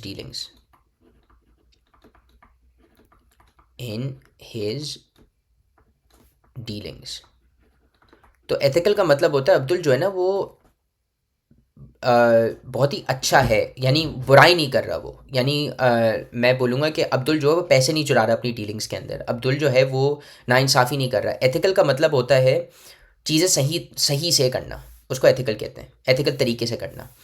तो हुज़ूर सल्लल्लाहु अलैहि वसल्लम ने क्या किया, हुज़ूर सल्लल्लाहु अलैहि वसल्लम ने एथिकल कि आप कैसे एथिकल होगे और आप कैसे कानूनी तौर पर सही होगे इसके फ्रेमवर्क्स बना दिए। फ्रेमवर्क्स का मतलब वही कवानीन बना दिए, समझ लो। किस चीज़ के? For the protection of orphans, जिससे ये जो यतीम बच्चे हैं इनकी प्रोटेक्शन हो सके। अच्छा जी, तो सबसे पहले क्या था? गार्डियनशिप विद अकाउंटेबिलिटी, के रखवाली होगी, और उन रखवाल जो जो रखवाली कर रहे हैं उनको देखा जाएगा कि क्या वो सही में भी रखवाली कर रहे हैं या नहीं। अकाउंटेबिलिटी का मतलब होता है कि मैं देखूंगा कि क्या आप सही कर रहे हो कोई चीज़ या नहीं। जैसे फॉर एग्जांपल, हमें ये पता है कि बहुत बार, यानी कुरान का एक अच्छा एक लेसन है, या इस्लाम का एक अच्छा लेसन है कि you will be held accountable for this life, कि आप अकाउंटेबल रखे जाओगे एंड ऑफ लाइफ के अंदर कि आपने क्या क्या चीज़ें करी। उन्हें अकाउंटेबिलिटी कहते हैं, उस चीज़ को अकाउंटेबिलिटी कहते हैं। गार्डियनशिप किसको कहते हैं? गार्डियनशिप कहते हैं किसी की भी रखवाली करने को गार्डियनशिप कहते हैं। तो those who took charge of orphan children were held accountable, जिन लोगों ने यतीम बच्चों की चार्ज ली, मतलब कि रखवाली ली, उनको खुद, जिन लोगों ने ये किया उनको खुद अकाउंटेबल रखा गया था कि हाँ भाई, उनकी जो ट्रीटमेंट है या उनकी जो वेल्थ का इस्तेमाल है, यानी कि यतीम जो बच्चे हैं उनके साथ कैसी ट्रीटमेंट की जा रही है। और दूसरी चीज़ ये कि यतीम बच्चों का जो पैसा है वो तो कहीं मिसयूज़ नहीं हो रहा। यानी कि फॉर एग्जांपल एक यतीम का बच्चा था, उसने इनहेरिट की फ़लाना फ़लाना चीज़ें जो हैं अपने यानी करीबी रिश्तेदार से। अब जिस बंदे ने रखवाली कर रही है वो उन्हें गलत इस्तेमाल कर रहा है, तो इस चीज़ की अकाउंटेबिलिटी होती थी। The Quran says care for and test the orphans well until they reach the age of marriage, कि आप जो हो care for and test the orphans well until they reach the age of marriage, के जो orphans हैं ना आपके, ये जो यतीम जो हैं, इनकी रखवाली करो जब तक का वो एक ऐसी उम्र तक ना पहुंचते हैं जब उनकी शादी हो सके। फिर then if you find them to be mature of mind and hand over to them their property and do not consume it by wasteful spending nor do so in haste fearing that they will come of age and so take it over। हाँ, ये कि फिर एक तो था ये as of marriage तक की। हाँ, फिर अगर तुम उन्हें मच्योर ऑफ माइंड, वही कि अगर तुम उन्हें समझदार समझते हो तो फिर उन्हें उनकी जो प्रॉपर्टी है जो उन्होंने इनहेरिट की थी वो उन्हें दे दो। अब आता है सेमी कोलन। सेमी कोलन आता है, ये वाली जो चीज़ है, ये जब आता है जब आपको दो बातें जो आप कह रहे हो वो रिलेटेड हो मगर आपको एक ब्रेक लाना हो बीच में। तो सेमी कोलन आ गया। And do not consume it by wasteful spending, और उनकी प्रॉपर्टी को खुद ना खा जाना बेकार खर्ची में। Nor do so in haste fearing that they will come of age, और जल्दी जल्दी ना खर्च कर देना कि ताकि आपको ये हो कि जो है ना अभी अभी बस इसकी अगर शादी की उम्र आ गई तो शादी की उम्र से पहले पहले खर्च कर लो, क्योंकि शादी की उम्र के बाद तो देना पड़ेगा। इस सेंस में भी खर्च ना करो।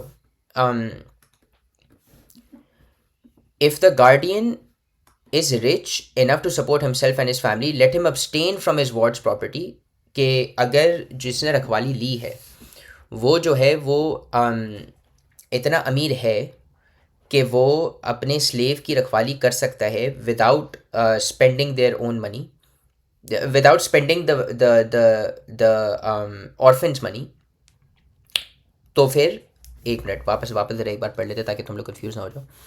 If the guardian is rich, अगर जो रखवाली कर रहा है वो रिच है, रिच की डेफिनेशन भी दे दी कि enough to support himself and his family, के वो अपनी फैमिली का ख्याल खुद रख सकता है।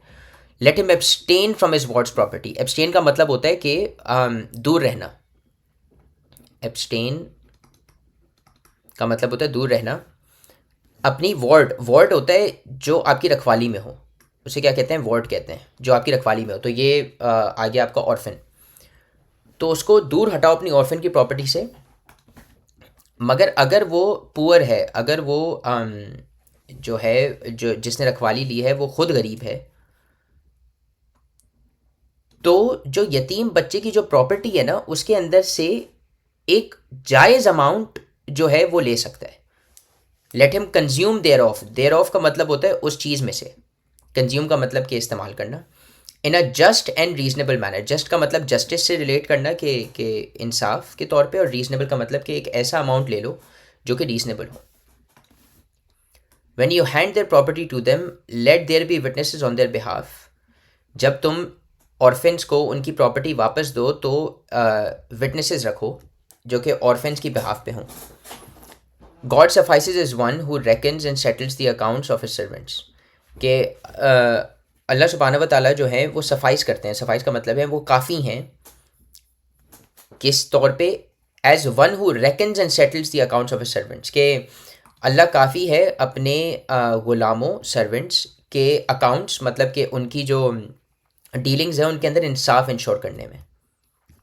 अच्छा जी, प्रोहिबिशन ऑफ एक्सप्लॉयटेशन, एक सेकेंड ज़रा रुको।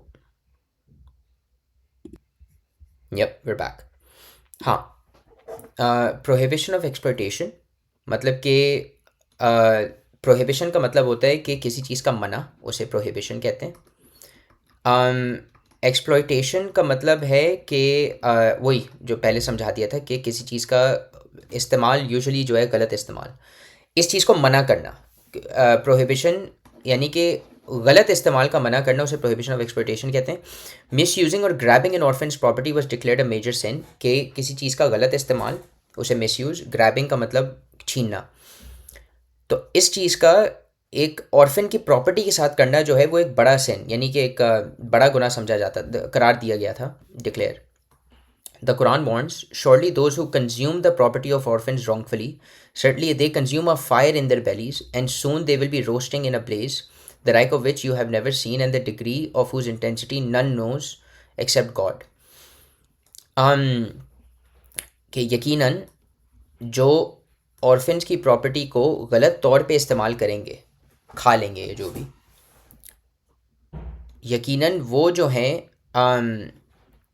एक आग अपनी पेट के अंदर भर रहे हैं, और उन्हें जो है पकाया जाएगा एक ऐसी आग के अंदर, उन्हें जो है पकाया जाएगा एक ऐसी आग के अंदर, इन अ ब्लेज, इन अ ब्लेज कहते हैं आग को, इन अ ब्लेज कहते हैं आग को, एक सेकेंड, इन अ ब्लेज कहते हैं आग को, कि रोस्टिंग इन अ ब्लेज कहते हैं कि पकाया जाएगा आग के अंदर।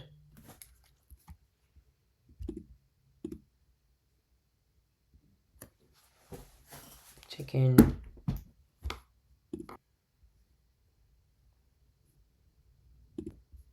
Yup,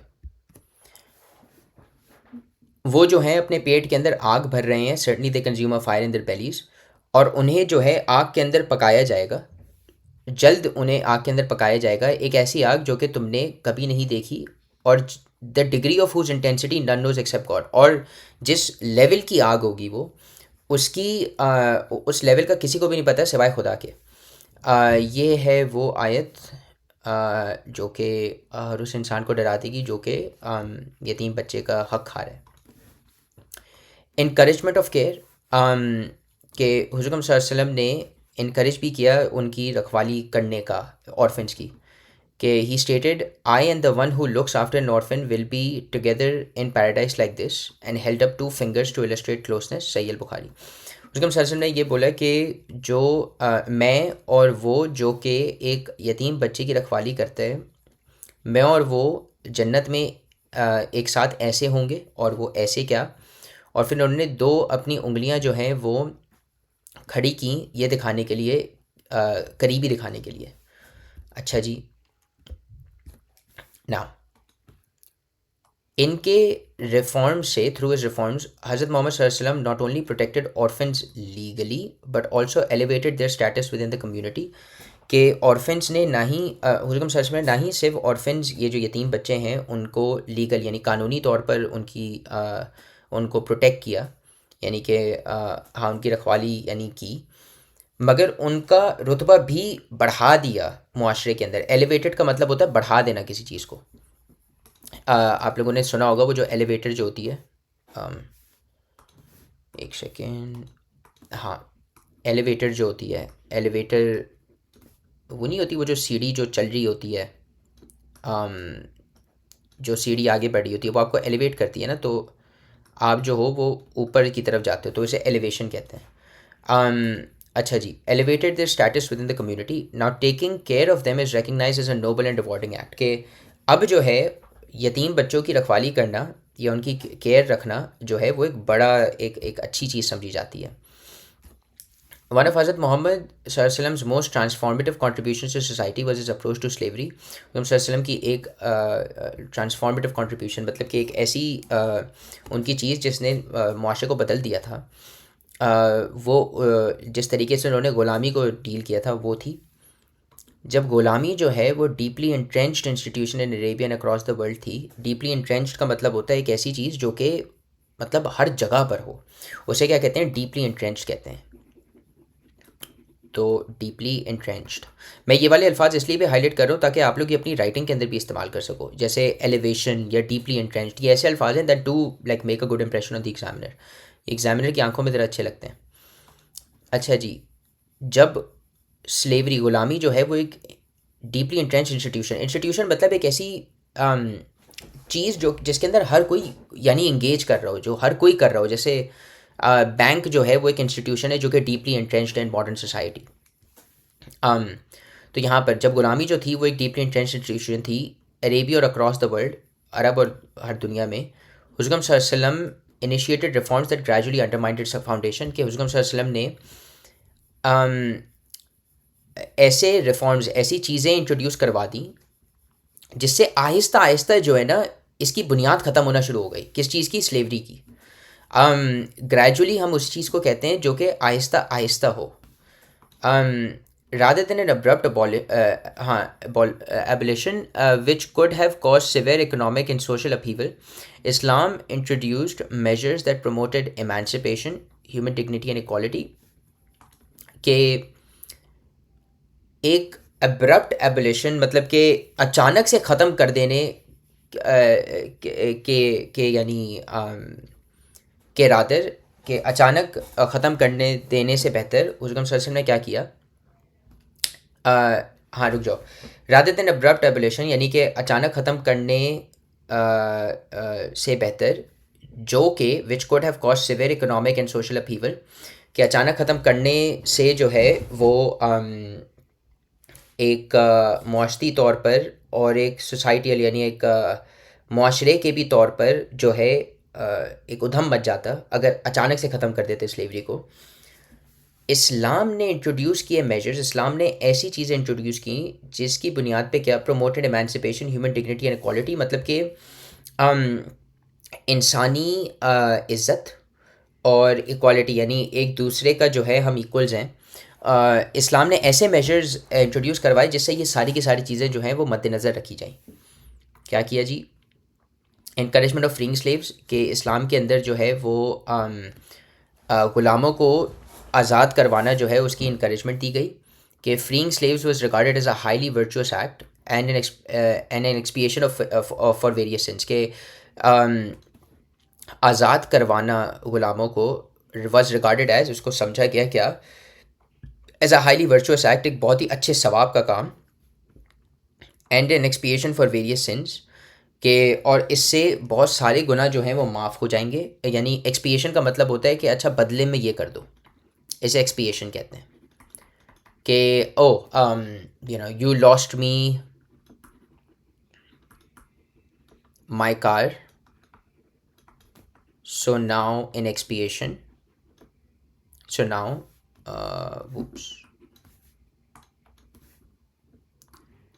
now in expiation pay me back. एक्सपिएशन का मतलब होता है कि आप मुझे इन रिटर्न कोई चीज़ दो, किसी चीज़ के बदले में कोई चीज़ दो। तो इनकरेज ये फ्रीइंग स्लेव्स जो है वो एक एक्सपिएशन थी फॉर वेरियस सिंस, सारे गुनाहों के लिए। कुरान ये समझाता है, it is the freeing of a bondsman, a slave और अ कैप्टिव, और feeding on a day of privation an orphan near of kin or a poor wretch in misery, and being besides of those who believe and exhort one another to patience and exhort one another to pity and compassion, those are they who are the people of happiness and prosperity, who will be given their records in right hands on judgment day. सही है जी, कि it is the freeing of a bondsman, a slave और captive, के एक फंसे हुए आदमी की या एक फंसे हुए इंसान की जो कि ग़ुलाम हो या कैप्टिव, वही जो फंसा हुआ, यानी जो वॉर के अंदर जो है ना, जब जंग होती थी तो जो लोग कैदी थे, हाँ, तो ग़ुलाम या कैदी की आज़ादी जो है, या फिर खाना खिलाना एक ज़रूरत के दिन एक यतीम बच्चे को जो कि आपसे करीब हो रिश्ते के तौर पे, या फिर एक गरीब आदमी जिसका कोई नहीं है, रेच कहते हैं जिसका कोई नहीं होता, जो कि खोया हुआ होता है, उसे क्या कहते हैं, रेच। हाँ, तो इधर क्या लिखा हुआ है, पुअर रेच, के एक पुअर रेच या जिसका कोई ना हो, इन मिजरी, जो कि परेशान हो। तो या तो एक कैदी या ग़ुलाम को आज़ाद करवाना, या फिर खाना खिलाना किसको, एक यतीम बच्चे को, जो कि आपके करीब हो, या फिर एक ऐसा गरीब जिसका कोई ना हो। And being besides of those who believe and exhort one another to patience, and exhort one another to pity and compassion, कि आपने क्या होना है, and being besides of those, हाँ, एंड बीइंग, हाँ, ओके ओके, नाइस, के और उनके साथ हो, और उनके साथ होना या उनका सपोर्ट करना, जो कि exhort one another to patience. exhort का मतलब होता है जो कि एक दूसरे के साथ, exhort का मतलब होता है करना, जो कि एक दूसरे के साथ पेशेंस, जो कि एक दूसरे के साथ सब्र यानी करें, और जो एक दूसरे को exhort क्या करें, one another to pity and compassion. Pity का मतलब होता है कि तरस खाना, कंपैशन का मतलब होता है एक अच्छे से रहना। तो दूसरी पार्ट ऑफ द आयत के अंदर ये है कि और उनके साथ होना जो कि एक दूसरे के साथ सब्र करें, और जो एक दूसरे के साथ पिटी एंड कंपैशन करें।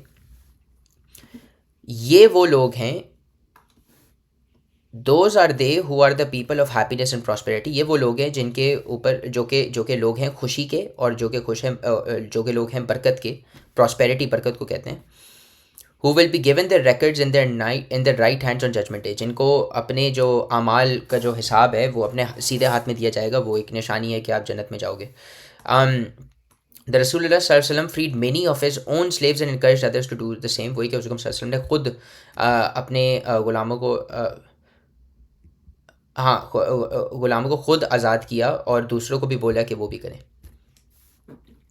Equality and human treatment, he instructed Muslims to treat their slaves like brothers. वही कि मुसलमानों को ये बोला गया कि सल्लल्लाहु अलैहि वसल्लम ने बोला कि जो ग़ुलाम हैं इनको भाइयों की तरह जो है ट्रीट करो, कि your slaves are your brothers, feed them with what you eat and clothe them as you clothe yourselves. कि ये जो तुम्हारे ग़ुलाम हैं ये तुम्हारे भाई हैं, इनको भी वही खिलाओ जो तुम खाते हो, और इनको भी वही पहनाओ जो तुम पहनते हो।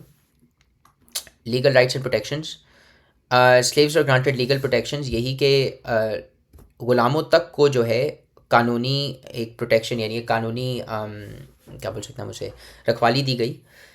उनकी जो मिस ट्रीटमेंट थी वो प्रोहिबिटेड थी, मतलब कि इसको मना था कि उनको गलत तरीके से ट्रीट किया जाए। And they had the right to earn their freedom through a contract, मुकातबा, हाँ, कि वो ख़ुद जो है अपनी आज़ादी पा सकता था, वो अपनी खुद आज़ादी ख़रीद सकते थे, उसे मुकातबा कहा जाता था, through a contract. Integration and leadership, one of the most powerful examples is हज़रत बिलाल इब्न रबा। इंटीग्रेशन लीडरशिप, इंटीग्रेशन होता है किसी चीज़ को शामिल करना। जैसे मसलन बहुत सारे ऐसे लोग होते हैं सोसाइटी के अंदर, वही जैसे मार्जिनलाइज ग्रुप जिनकी मैंने मिसाल दी थी। मार्जिनलाइज ग्रुप्स जो होते हैं ना, वो बीच में नहीं आ सकते सोसाइटी के, मगर अगर आ जाएँ marginalised groups along with others in the society, उसे हम कहते हैं इंटीग्रेशन। हमने किसी लोगों को जुड़ाया, मिलाया, उसे इंटीग्रेशन कहते हैं। लीडरशिप यानी कि उनको लीड करने देना।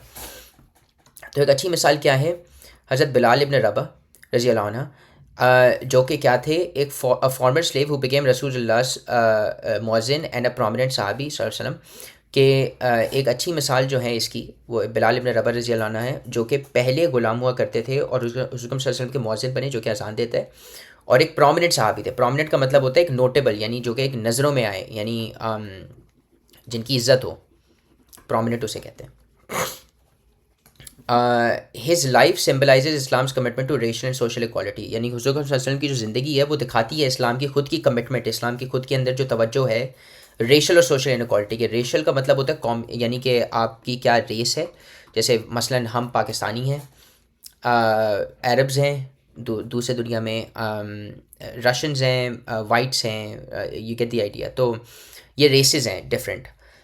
इस्लाम का ये जो है नज़रिया कि ये इक्वल हैं, और सोशल इक्वालिटी के मुआशरे में भी हर कोई इक्वल है, हक जो हैं वो एक ही मिलेंगे। हज़रत Muhammad reforms were not mere policies. हुज़ूर सल्लल्लाहु अलैहि वसल्लम के जो रिफॉर्म्स थे, जो उनकी जो चीज़ें थी जिससे उन्होंने सोसाइटी को बदला, वो सिर्फ पॉलिसीज़ नहीं थी, यानी वो they were part of a broader vision for a just and compassionate society. यानी कि वो चाहते थे कि एक जस्ट एंड कंपैशनेट, जस्ट का मतलब जहाँ पर इंसाफ हो, कंपैशनेट का मतलब जहाँ पर एक दूसरे के साथ अच्छे से रहें, एक ऐसी मुआशरे को बनाने के लिए जो है ये रिफॉर्म्स किए गए थे। तो मैं सिर्फ पॉलिसी की बुनियाद पे नहीं, एक ऐसा मुआशरा बनाने के लिए किए गए थे। हिज एम्फेसिस ऑन तौहीद, belief in the oneness of Allah, was inseparable from a belief in human brotherhood. मतलब कि हुज़ूर सल्लल्लाहु अलैहि वसल्लम का जो तवज्जो थी तौहीद पर, कि अल्लाह एक है, वो एक ऐसा वो उसे आप अलग नहीं कर सकते थे from a belief in human brotherhood, के सारे के सारे जो इंसान हैं वो एक दूसरे के, यानी भाई बहन एक रिश्ते में हैं, उस चीज़ को आप अलग नहीं कर सकते खुदा की इकाई से। By raising the status of women, protecting orphans, and granting dignity to slaves, he Sallallahu Alaihi Wasallam laid the foundation for a civilization that valued human rights and moral responsibility. कि उन्होंने रेज़ किया status ख़वातीन का, orphans का, और slaves को dignity दी, वही इज़्ज़त दी जो कि उनकी यानी बुनियादी इज़्ज़त है। उन्होंने फाउंडेशन खड़ी करी एक ऐसी सिविलाइजेशन, एक ऐसे मुआशरे की जो कि ह्यूमन राइट्स, जो कि इंसानी हक़ाइक़ को वैल्यू करती है, और मोरल रिस्पॉन्सिबिलिटी भी देती है। मोरल रिस्पॉन्सिबिलिटी का मतलब कि ये चीज़ सही है, यही करोगे, ये चीज़ गलत है, ये नहीं करोगे, ये रिस्पॉन्सिबिलिटी है ये। Now his last sermon during the farewell pilgrimage is a timeless charter of equality and justice. के उनका जो आखिरी जो खुतबा था, last sermon during the farewell pilgrimage, farewell कहते हैं खुदा हाफिज़ को, पिलग्रिमेज कहते हैं ज़ियारत को। कहीं पे आप हिजरत कर रहे हो तो उसे भी आप पिलग्रिमेज हाँ कहते हो। अच्छा जी, is a timeless charter of equality and justice. Timeless का मतलब होता है एक ऐसी चीज़ जो कि हर वक्त में चले। टाइमलेस यानी कि वो एक वक्त पे बाउंड नहीं है। वो charter of equality and justice मतलब कि एक चार्टर है, मतलब जो कि इक्वालिटी ऑफ जस्टिस का, अभी बताते हैं वो क्या है। He proclaimed all mankind is from Adam and Eve. पूरी की पूरी जो इंसानियत है वो हज़रत आदम और हवा रज़ी अल्लाह अन्हा से है। An Arab has no superiority over a non Arab. एक अरब के पास जो है वो कोई बढ़ाओ, कोई बेहतर नहीं है एक नॉन अरब से, और ना ही एक नॉन अरब जो है वो सुपीरियर है ओवर एन अरब। एक गोरे के पास कोई सुपीरियॉरिटी नहीं है एक कम रंग के ऊपर, और ना ही एक कम रंग के ऊपर एक कम रंग वाले के पास एक सुपीरियॉरिटी है ओवर अ गोरा, except by पाइटी and good action. ये सारे के सारे इक्वल हैं। अगर इनमें कोई भी बढ़ाव चढ़ाव होगा वो सिर्फ किस बुनियाद पे होगा कि खुदा की इताअत, या फिर खुदा की इताअत और अच्छे काम करना। हज़रत मोहम्मद सल्लल्लाहु अलैहि वसल्लम रिफॉर्म द होल सोसाइटी। उन्होंने पूरी सोसाइटी को रिफॉर्म किया, बदला। In an age where fairness was lacking, एक ऐसी उम्र या एक ऐसा दौर जब इंसाफ नहीं था।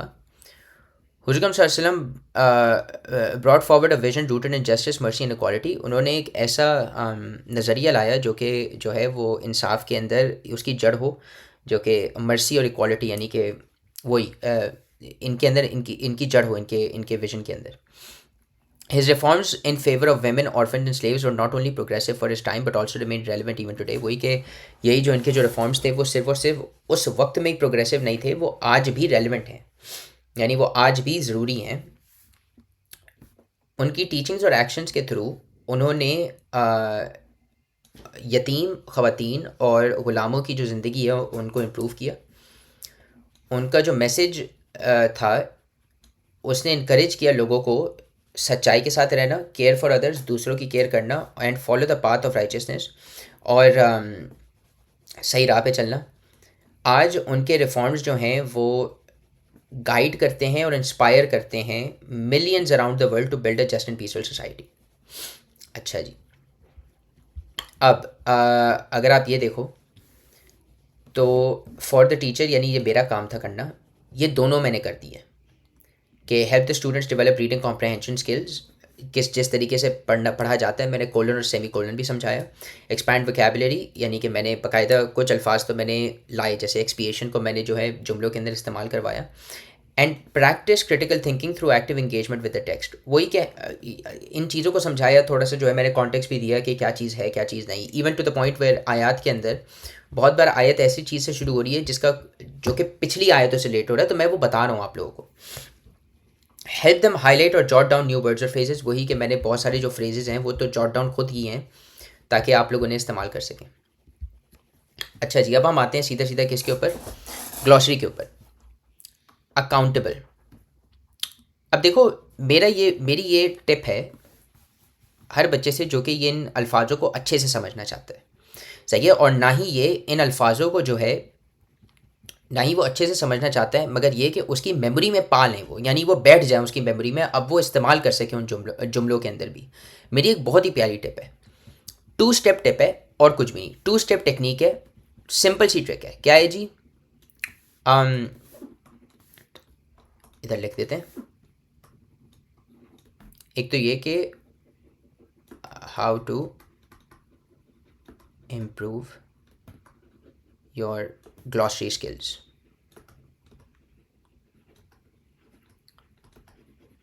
सही है, बहुत ही आसान है। पहले ये कि go back to the text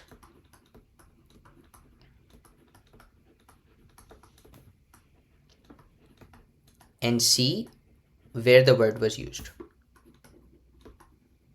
कि वापस जाओ टेक्स्ट के पास, सही है, और देखो कि कहाँ पर अल्फाज इस्तेमाल होता है। अभी हम अकाउंटेबल ले रहे हैं ना, तो अकाउंटेबल ज़रा ढूंढते हैं हम, सही है, कि अकाउंटेबल हमने कहाँ पर इस्तेमाल किया था। अकाउंटेबिलिटी बाकायदा, हाँ इधर यहाँ पर आई हुई थी अकाउंटेबिलिटी, गार्डियनशिप विद अकाउंटेबिलिटी। अब ये है दूसरा स्टेप, ये है कि भाई आप टेक्स्ट को देखो और आप सिर्फ और सिर्फ टेक्स्ट से ही समझने की कोशिश करो, तुक्का मारो कि अच्छा इस अल्फाज का मतलब हो ही क्या सकता है। अगर आप इधर पढ़ो वापस, those who took charge of orphan children were held accountable for their treatment, इसका क्या ही मतलब हो सकता है कि जिन लोगों ने रखवाली ली यतीमों की, उनको क्या हमने रखा उनकी ट्रीटमेंट के लिए, अकाउंटेबल। अकाउंटेबल का मतलब ही क्या हो, जब अगर मैं बिल्ली को दूध दे रहा हूँ रखवाली के लिए, तो मैं क्या करूँगा बिल्ली के साथ, मैं देखूंगा कि कोई बिल्ली तो दूध नहीं पी रही। अकाउंटेबल का मतलब फिर यही हो सकता है, देखना कि अच्छा सही है क्या वो इंसान जिसको हमने जो रिस्पॉन्सिबिलिटी दी है क्या वो सही से वो निभा रहा है या नहीं। तो पहला स्टेप ये था। दूसरा ये था इन्फर मीनिंग। इन्फर का मतलब होता है तुक्का मारना, मीनिंग फ्रॉम सेंटेंस। और उसके बाद आता है थर्ड स्टेप, और ये फाइनल है, बल्कि सेंटेंस या सेंटेंसेस, अगर मल्टीपल सेंटेंसेस हैं तो 2 या 3 को देखो और ढूंढने की कोशिश करो क्या ही मतलब हो सकता है। और थर्ड ये कि कम बैक एंड करेक्ट। और उसके बाद जब आपने देख लिया है, तो उसके बाद देखो कि जो यहाँ पर लिखा हुआ है वो उससे कितना दूर है। ये मैं क्यों कहता हूँ कि ये 3 स्टेप्स क्यों करो और सीधा सीधा यहाँ से क्यों ना रटो। अगर आप सही थे अपने तुक्के में और आप यहाँ पर आते हो और आपको पता चलता है ओ मैं तो सही था, मुबारक हो भाई, आप अंग्रेज़ी सही से पढ़ रहे हो, आप अंग्रेज़ी सही से समझ रहे हो, आप ज़्यादा कॉन्फिडेंट हो सकते हो in your ability to speak English, in your ability to understand English. अगर आप गलत थे तो शुक्र मनाओ कि गलतियां अभी कर रहे हो और सीख रहे हो, क्योंकि अगर यही करते रहे 2 या 3 महीने में तो तुम बाप होगे सबके। अगेन ये इसलिए क्या बोलते हैं, मैं जानबूझ के ज़रा हाईलाइट करने की कोशिश कर, और कुछ भी नहीं है। तो इसे मैं रख लूँ, ये बाकायदा नोट्स के अंदर ही आ जाएंगे। अच्छा, तो सबसे पहले तो हो गया हमारा अकाउंटेबल।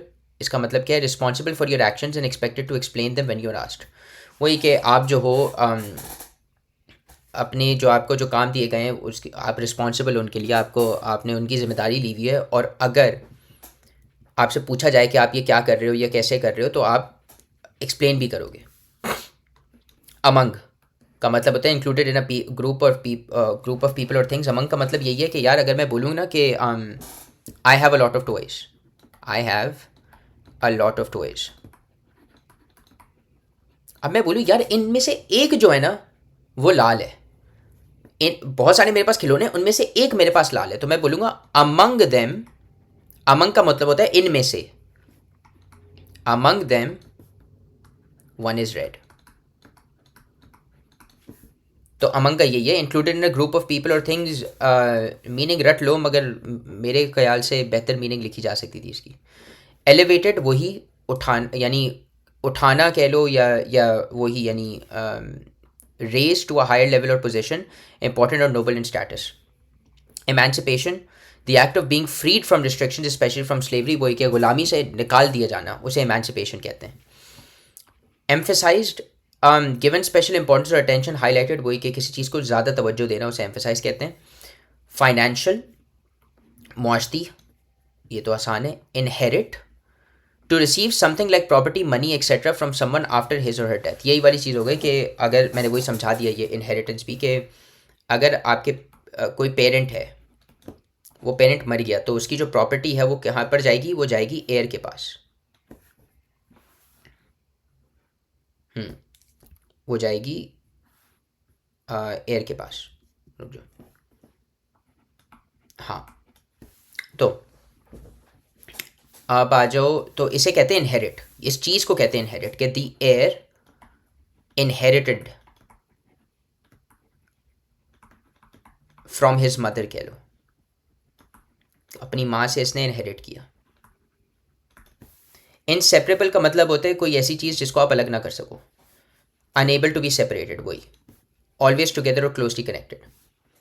म्यूचुअल हो गया, फेल्ट और एक्सपीरियंस बाय बोथ साइड्स, यही कि दोनों शामिल हों, उसे म्यूचुअल कहते हैं। वापस टेक्स्ट के अंदर जाओ, देखो कि क्या मीनिंग समझ आ रही है, वापस आओ, याद करो, आगे बढ़ो।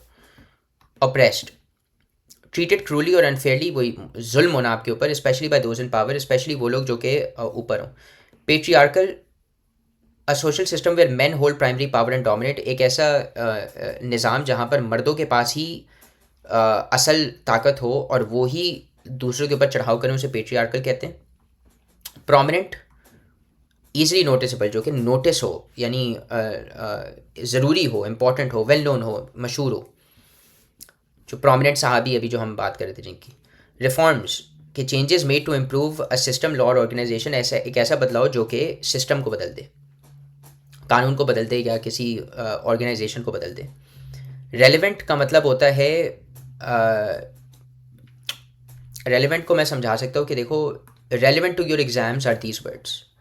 रेलिवेंट का मतलब होता है ज़रूरी, मगर हमें रेलिवेंट टू यूजुअली इस तरीके से इस्तेमाल किया जाता है ये, तो relevant to your exams is good preparation, कि अच्छी तरीके से प्रिपेयर होना जो है वो आपके लिए बहुत रेलिवेंट है, यानी बहुत ही ज़रूरी है आपके एग्ज़ाम्स के लिए। इज़ गुड प्रेपरेशन, रुक जाओ, relevant to your exams is good prep.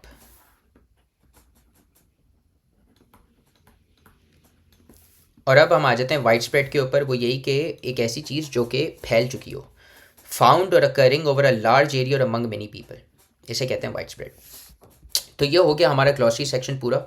बहुत शुक्रिया ये पंजाब का मंजन की चैप्टर 1 रीडिंग एंड ग्लॉसरी देखने के लिए। हम reading and critical thinking, pronunciation और दूसरे सेक्शंस के ऊपर अगली वीडियोस के अंदर आएंगे। शुक्रिया।